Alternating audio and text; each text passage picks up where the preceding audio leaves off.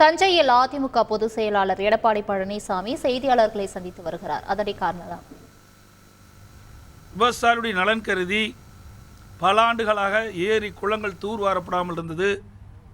அதை தூர்வார செய்து மழை காலத்தில் பெய்கின்ற நீர் முழுவதும் சேமித்து வைக்கப்பட்டு கோடை காலத்திலே விவசாயிகள் தங்கள் நிலத்திற்கு அந்த தண்ணீரை பயன்படுத்தினார்கள்.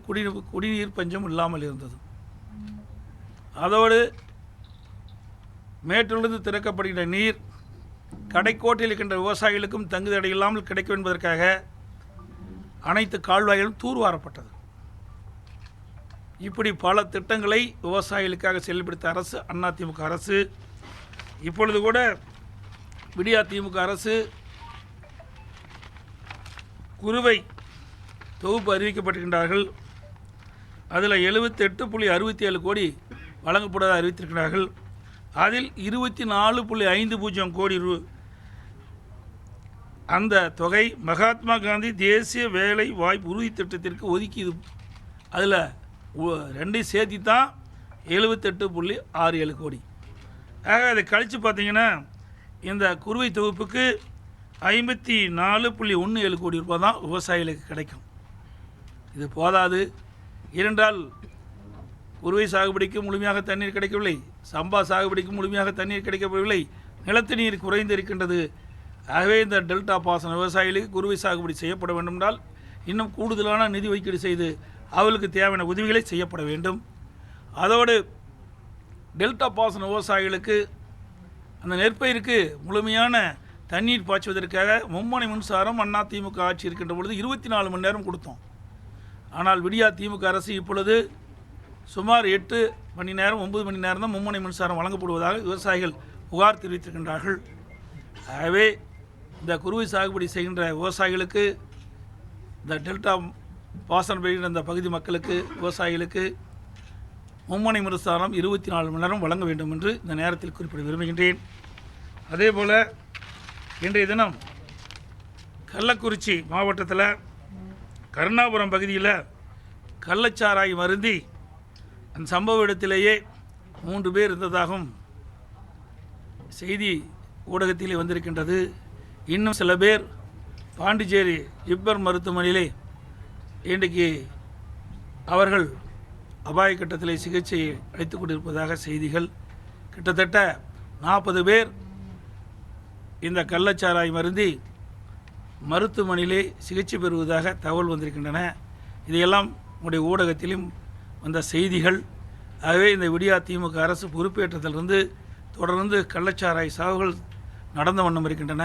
நான் சட்டமன்றத்திலும் இன்றைக்கு தொலைக்காட்சியின் வாயிலாகவும் பல முறை தெரிவித்துக்கின்றேன். இன்றைக்கு போதைப் பொருளை தடுக்க வேண்டும், கள்ளச்சாராயத்தை இரும்பு கரம் கொண்டு அடக்க வேண்டும் என்று.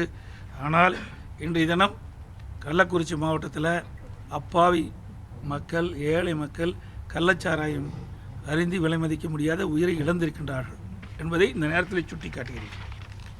அதே மட்டும் இல்லாமல் இன்றைக்கு மத்திய ஜல்சக்தி இணை அமைச்சர் சோபனா அவர்கள் ஒரு கருத்தை சொல்லியிருக்கின்றார்.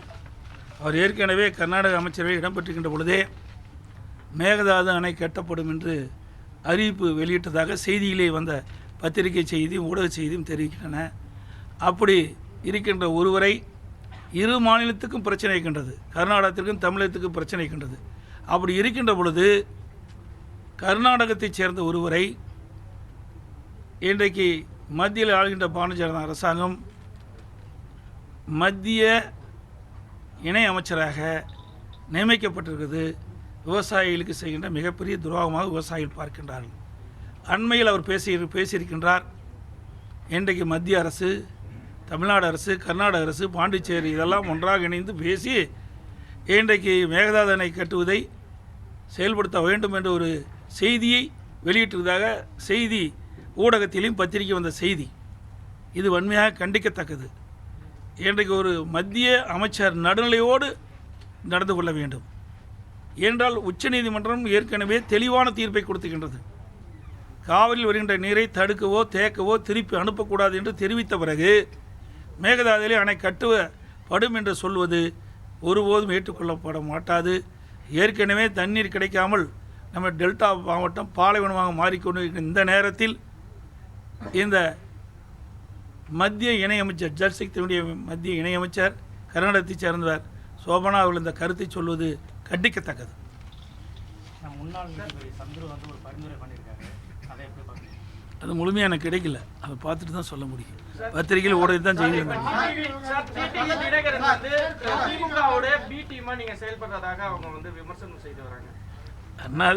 திமுகவுக்கு எதிரி அண்ணா திமுக, இதை அனைவருக்கும் தெரியும். அவருக்கு ஏதாவது சொல்ல வேணும், விறுவிறுப்பான செய்தி பத்திரிகையில் ஊடகத்தில் வரணும், அதுக்காக அவர் சொல்லிட்டு இருக்காரு. ஏன்னா இல்லைன்னா மக்கள் அவர் மறந்துடுவாங்க, அதுக்காக இப்படிப்பட்ட கருத்தை சொல்லிட்டு இருக்காரு. போக்குவரத்து துறையில் வந்து இப்போ அவுட் சோர்சிங் முறையில் ஆள் எடுக்கிறாங்க, அதை பற்றி நான் தெளிவாக சொல்லிட்டேன். இன்றைக்கி நம்முடைய வலைதளங்கள் வந்திருக்கும், படித்து பாருங்கள். இன்றைக்கி வேண்டுமென்றே திட்டமிட்டு இன்றைக்கு தனியாரிடமிருந்து இன்றைக்கு போக்குவரத்து ஊழியர்களை பணியமர்த்துவது கண்டிக்கத்தக்கது. இன்றைய தினம் நான் வந்து ட்விட்டரில் விட்டுருக்கிறேன். இத்தனை நாளில் யார் காப்பாற்றிட்டு இருக்கிறா? இப்போ தான் காப்பாற்றி வந்திருக்காங்களா? இதுனா ரீஎன்ட்ரி என்ன வேலைக்கு போகிறதா? இன்றைக்கி வேலைக்கு போயிட்டு இருந்து ஒரு 3 வருஷம் நின்று விட்டு மறுபடியும் வந்து வேலைக்கு சேர்ந்துக்கலாம். 2021 என்ன சொன்னாங்க? நான் பொது வாழ்விலிருந்து விலகி விட்டேன்னு சொன்னாங்க. இப்போ ரீஎன்ட்ரிங்கிறாங்க. இத்தனை நாள் கட்சி காப்பாற்றினது யார்? தொண்டன். நீட் தேர்வு விவகாரத்தில் கடந்த ஆட்சி அவங்களை விமர்சனம் பண்ணாங்க. இப்போ 3 வருஷம் ஆயிடுச்சு, ஆனால் இன்னும் விளக்கு பெற முடியல. பெற முடியாது. எப்படி பெற முடியும்? இப்போ நீட் தேர்வு குறித்து நீங்கள் ஒரு கேள்வி கேட்டுக்கிறீங்க. இன்றைக்கி 40 நாடாளுமன்ற, பாண்டிச்சேரி உட்பட 40 நாடாளுமன்ற திமுக கூட்டணியை சேர்ந்தவர் வெற்றி பெற்றுக்கிறாங்க. கடந்த முறை 39க்கு 38 பேர் வெற்றி பெற்றாங்க. அப்பொழுதாவது நாடாளுமன்றத்தில் மத்திய அரசுக்கு அழுத்தம் கொடுத்து இந்த நீட் தேர்வுக்கு ஒரு பரிகாரம் தேடி இருக்கலாம், அப்பவும் விட்டுட்டாங்க. இப்போ 40 நாடாளுமன்ற தமிழ்நாட்டை சேர்ந்தவர்கள், பாண்டிச்சேரி சேர்ந்தவர்கள் வழங்கியிருக்கிறார்கள் திமுக கூட்டணிக்கு. இப்பொழுதாவது நாடாளுமன்றத்திலே தமிழ்நாட்டு மக்களுடைய குரலை அழுத்தமாக நாடாளுமன்றத்தில் தெரிவித்து அழுத்தம் கொடுத்து நீட் தேர்வுக்கு விலக்கப்பெற வேண்டும். ஏன்னா அவங்களுக்கு தான் அந்த அதிகாரம் இருக்குது, எங்கிட்ட அந்த அதிகாரம் இல்லை. வெறும் போராட்டம் பண்ணி இதெல்லாம் கண் துடைப்பு. இங்கே போராட்டம் பண்ணி என்ன பண்ணுறது? எந்த இடத்துல போராட்டம் பண்ணணும் அந்த இடத்துல போராட்டம் பண்ணணும். இதே காவிரி நதிநீர் பிரச்சனை வந்தது, அதிமுக பாரதிய ஜனதா கூட்டணியில் தான் இருந்தது. உச்சநீதிமன்றம் அளித்த தீர்ப்பை மத்திய அரசு காலம் கடத்தியது. அதை கண்டித்து அனைத்து இந்திய அண்ணா திராவிட முன்னேற்ற கழக நாடாளுமன்ற 37 பேர் ஒருமித்த கருத்தோடு தமிழ்நாட்டு விவசாயியுடைய கருத்தாக, தமிழ்நாட்டு மக்களுடைய குரலாக நாடாளுமன்றத்தில் ஒலித்து உச்சநீதிமன்ற தீர்ப்பை விரைந்து செயல்படுத்த வேண்டும் என்று 22 நாட்கள் அவையை ஒத்தி வைத்தோம். இது மக்களுக்கு செய்த தியாகம். ஓட்டு போட்ட மக்களுக்கு நாங்கள் விசுவாசமாக இருந்தோம். இன்றைய ஆளுகின்ற திராவிட முன்னேற்ற கழகம் திராவிட மாடல் ஆட்சி சொல்லி இங்கே போராட்டத்தை நடத்தி இதனால் என்ன பயன்? இப்பொழுது மக்கள் உங்களுக்கு அந்த வாய்ப்பை தந்திருக்கிறாங்க. மீண்டும் நாடாளுமன்றத்திலே இந்த நீட் ரத்து குறித்து நாடாளுமன்றத்திலே 40 நாடாளுமன்றம் இருக்கிறீங்க. அதில் அது இந்தியா கூட்டணி அடிக்கடி சொல்லிகிட்டு இருக்கார். இந்தியா கூட்டணியில் அதிகமான இடங்களில் வெற்றி பெற்றுக்கிறீங்க, பல கட்சி சேர்ந்தாலும் வெற்றி பெற்றுக்கிறீங்க. அவர்களும் துணை கொண்டு நாடாளுமன்றத்தில் அழுத்தம் கொடுத்து நீட் தேர்வை ரத்து செய்வதற்கு இந்த அரசு, விடியா திமுக அரசும் அதோட திமுக கட்சியுடைய தலைவர் திமுக கட்சியும் பாடுபட வேண்டும்.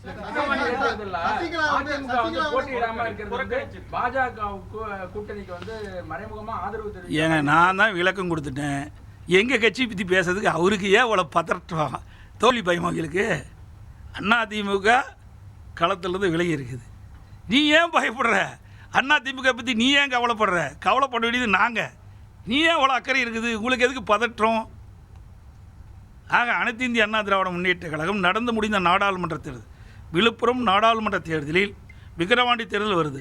அதில் 6800 ஓட்டு தான் வெற்றி பெற்ற வேட்பாளருடைய அதிமுக வேட்பாளர் குறைத்த வாக்குகள் பெற்றிருக்கிறார். எங்களுடைய வாக்கு என்னென்னு தெரியும். ஆகவே இந்த விக்கிரவாண்டி சட்டமன்ற இடைத்தேர்தல் போட்டியிடாததற்கு காரணம் நடந்து முடிந்த ஈரோடு தேர்தல் உங்களுக்கெல்லாம் தெரியும். எந்த ஊடகம் பத்திரிகையும் கேட்குறீங்களா? அதை யாரை பற்றியும் கேட்க மாட்டேங்கிறீங்க. இதே RS பாரதி பேட்டி கொடுக்குறார், ஒரு கேள்வி கேட்குறீங்களா?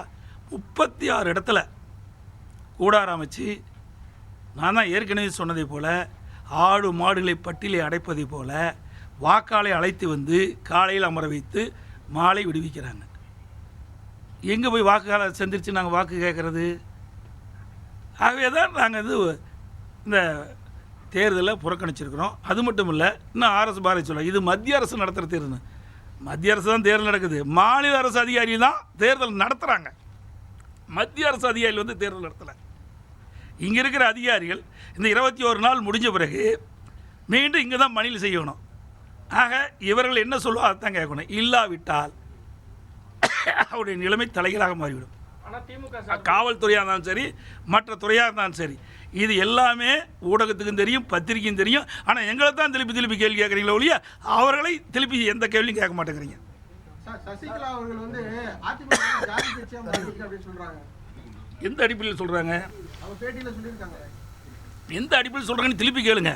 இதான் இவர் ஜாதி, இவர் ஜாதி. எந்த ஜாதி? அனைத்து இந்திய அண்ணா திராவிட முன்னேற்ற கழகத்தில் இதயம் புரட்சி தலைவி அம்மா இருக்கின்ற பொழுது பதவி கொடுத்தவருக்கு தான் இப்பொழுதும் பதவி கொடுத்தது. தலைமை கழக நிர்வாகி என்றால் எல்லா ஜாதிகளும், ஏன் இஸ்லாமியர் கூட எங்கள் அவைத்தலைவர், எல்லா ஜாதியும் தான் இருக்குது. அதே போல் அந்த அமைப்பு செயலாளர்கள் இல்லை தலைமை கழக நிர்வாகிகள் எல்லா ஜாதியை சேர்ந்தவங்க தான் இருக்குது. இங்கே ஜாதிக்கு இடம் கிடையாது. அனைத்து இந்திய அண்ணா திராவிட முன்னேற்ற கழகத்தை பொறுத்த வரைக்கும் பொன்மனச்செம்மல் புரட்சித் தலைவர் எம்ஜிஆர் காலத்திலும் சரி, இதயம் புரட்சித் தலைவி அம்மா காலத்திலும் சரி, ஜாதி மதத்திற்கு அப்பாற்பட்ட கட்சி அதிமுக. இதில் எங்கேயும் சொல்லுங்கள் பார்க்கலாம். எல்லாமே தான் இருக்கிறாங்க, அதில் எந்த மாற்றம் கிடையாது. அவர்கள் ஏதாவது ஒரு குறையை சொல்ல வேண்டும் என்பதற்காக குறை சொல்கிறாங்க. வேறு என்ன செய்வது? திமுகவுக்கு இது எப்படி போய் ஆதரவாக செய்யும்? நீங்களும் செய்ய முடியாது, நானும் செய்ய முடியாது. இது சட்டம் தான் செய்யும். புரியுதுங்களா?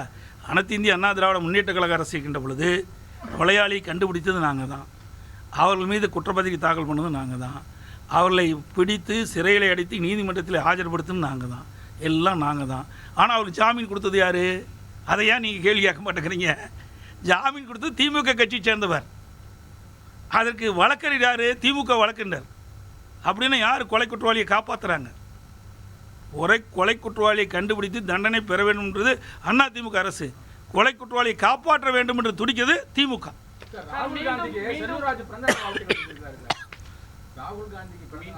இது என்னங்க, இப்போ பிஎம் கூட தான் ஸ்டாலினுக்கு சொல்லியிருக்காரு, அதை கேட்க மாட்டேங்கிறீங்களே. சொல்கிறாருல, நாட்டினுடைய பிரதமர் வந்து திரு ஸ்டாலினுக்கு வாழ்த்து சொல்லியிருக்காருல, திரு கவர்னர் ஸ்டாலினுக்கு வாழ்த்து சொல்லியிருக்காருல, அதை கேள்வி கேளுங்க.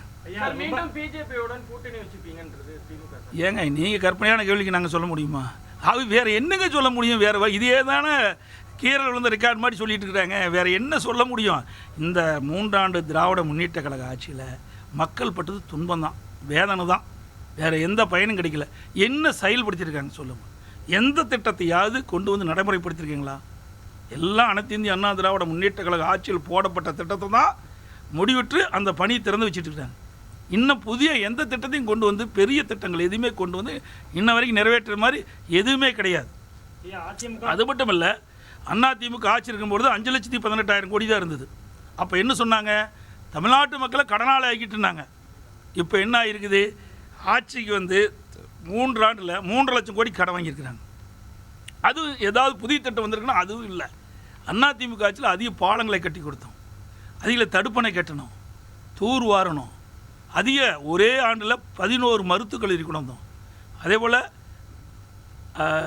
கல்லூரிகள், இன்றைக்கி கால்நடை பூங்கா கட்டி கொடுத்துருக்கோம் 1000 கோடியில், கால்நடை மருத்துவக் கல்லூரி, இப்படி அரசு கலை மற்றும் அறிவியல் கல்லூரி, இப்படி பல கல்லூரி கொடுத்துருக்குறோம்.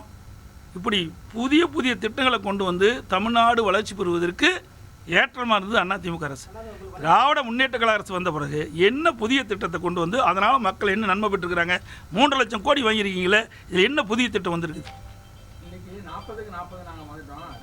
பரவாயில்ல, சரி, வந்து என்ன பண்ண போகிறோம் அது சொல்லு. இப்போ 40 வந்துட்டில்ல, நீட் தேர்வு ரத்து பண்ணிட்டு சும்மா இந்த வேடிக்கை காட்டணும். அந்த இளைஞர்கள் சொல்கிறது, மாணவர்கள் போராட்டம் பண்ணுறது, இதெல்லாம் மக்களை ஏமாற்றின நாடகம். எங்கே போராட்டம் பண்ணணும்? நாடாளுமன்றத்தில் போராட்டம் பண்ணணும். ஓட்டு போட்ட மக்களுக்கு நீங்கள் விசுவாசமாக இருக்க வேண்டும் என்று சொன்னால் நீட் தேர்வு விலக்கப்பெற வேண்டும், ரத்து பெற வேண்டும் என்றால் இதை நாடாளுமன்றத்தில் தெரிவித்து அழுத்தம் கொடுத்து மத்திய அரசை பணிய வைத்து அப்பொழுதுதான் நீ ஓட்டு போட்ட மக்களுக்கு நல்லது செய்ய. நல்லது செய்வதாக மக்கள் நினைப்பாங்க, அது நல்லதே செய்ய மாட்டாங்க. எப்பவும் அது எப்பவுமே நல்லது செஞ்ச சரித்திரம் திமுக கிடையாது. அதிமுகவோட இந்த அடுத்தடுத்த சரிவுகளை ஏதாவது சரி பண்றதுக்கான ஏதோ திட்டங்கள் எதுவும் இருக்கா? என்ன சரிவு இருக்குது சொல்லுங்க? அதிமுக தோல்விங்கிறது வேற, நல்லா புரிஞ்சுங்க. எந்த கட்சி தோல்வி இல்லாத இருக்குது? தமிழ்நாட்டில் சொல்லுங்க பார்க்கலாம். திமுக தோல்வி இல்லையா?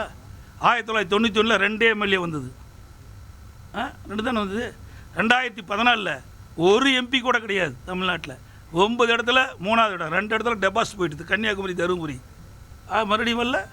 அதே அதிமுக 2017 37 இடங்கள் வெற்றி பெற்றதில்லை. வெற்றி தோல்வி மாறி மாறி வரும். இப்போ கூட நான் ஏற்கனவே புள்ளி உரத்தோடு சொன்னேன், அனைத்து இந்திய அண்ணா திராவிட முன்னேற்ற கழகம் 2019 நாடாளுமன்ற தேர்தலில் பலமான கூட்டணி அமைச்சோம். அப்போ 19.39% ஓட்டு கிடச்சிது. இப்போ 20.46% ஓட்டு கிடச்சிருக்குது. கூட்டணி இல்லாமல் எங்களுடைய வளர்ச்சி 1%. அதே திராவிட முன்னேற்ற கழகம் இந்த கூட்டணியெல்லாம் சேர்ந்து அந்த காலத்தில் போட்டிட்டாங்க 2019. அப்போ 33.9% வாக்குகள் வந்தது. இப்போ 26.52% வந்திருக்குது. சுமார் 6.5% குறைஞ்சி இருக்குது வாக்கு. எங்கே வளர்ந்துருக்குது? கட்சி இல்லையே, அதிமுக வளர்ந்துருக்குது. அதே பாரதிய ஜனதா கட்சி பார்த்திங்கன்னா 2014 கூட்டணி அமைச்சாங்க. அதுலேயும் பாட்டாளி மக்கள் கட்சி அப்போ இருந்தது, பல கட்சிகள் இருந்தது. அப்போ 18.80 ஓட்டு தான் வாங்கினாங்க. இப்போ 18.28 தான் வாங்கியிருக்கிறாங்க. 0.52 குறைவு. அதிமுக அதிகமாக வாங்கியிருக்குது. அதோட 2019 இந்த 39 நாடாளுமன்றத்தில் 214 தொகுதி இருக்குது. அப்போ 2 இடத்துல தான் நாங்கள் வெற்றி பெற்றோம், 2 சட்டமன்றத்தில். 10 எங்களுடைய கூட்டணி 10 இடத்துல 10 சட்டமன்றத்தில் நாங்கள் வெற்றி பெற்றுக்கிறோம். ஆக அதிமுக ஒன்றும் தோல்வி இல்லை. தோல்வியும் வெற்றியும் மாறி மாறி தான் வரும். இது நாடாளுமன்ற தேர்தல், சட்டமன்ற தேர்தல் இல்லை. சட்டமன்ற தேர்தல் வேறு மாதிரி இருக்கும், நாடாளுமன்ற தேர்தல் வேறு மாதிரி இருக்கும். கடந்த 2019 இப்படி தான் வெற்றி பெற்றாங்க, 38 இடத்துல வெற்றி பெற்றாங்க. அதே 2021 எங்களுடைய கூட்டணி 75 இடத்துல நாங்கள் சட்டமன்றத்தில் நாங்கள் வெற்றி பெற்றோம். 2026 சட்டமன்ற தேர்தலில் அதிமுக இலக்கு என்ன சார்? எங்களுக்கு என்ன, அனைத்து இந்திய அண்ணா திராவிட முன்னேற்ற கழக தலைமையில் ஒரு சிறப்பான கூட்டணி அமையும். தனி பெரும்பான்மையோடு அனைத்து இந்திய அண்ணா திராவிட முன்னேற்ற கழகம் ஆட்சி அமைக்கும். நன்றி, வணக்கம்.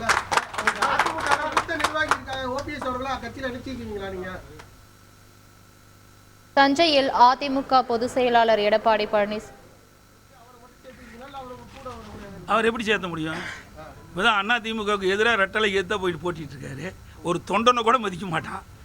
ஒவ்வொரு தொண்டனும் அனைத்து இந்திய அண்ணா திராவிட முன்னேற்ற கழகத்தை உழைத்து கொண்டிருக்கின்றார். ரத்தத்தை வீரவையாக செஞ்சு இந்த கட்சி வெற்றி பெற வைக்கிறார். அவர் போய் இந்த பலாப்பழத்தை வச்சு பூஜை பண்ணுறாரு. பலாப்பழத்தை பூஜை பண்ணுறது எப்படி கிடைக்கும்? ஏற்கனவே ஒரு முறை இதே தவறை செஞ்சார். அனைத்து இந்திய அண்ணா திராவிட முன்னேற்ற கழகம் ஆட்சி இருந்தது, அதிமுக ஆட்சி. நான் முதலமைச்சர் இருந்தபோது பெரும்பான்மையை நிரூபிக்க வேண்டும் என்று கவர்னர் உத்தரப்படி மேதகு நம்முடைய மாண்புமிகு சட்டப்பேரவைத் தலைவர் அறிவித்து அதை வாக்கெடுக்கும் போது எதிர்த்து ஓட்டு போட்டவர். இவர் எப்போ கட்சிக்கு விசுவாசமாக இருக்கார்? எப்பவுமே இருந்ததில்லை. ஓபிஎஸ் எப்பொழுதுமே அதிமுக விசுவாசமாக இருந்த சரித்திரமே கிடையாது. சுயநலமாக தான் செயல்படுவார்.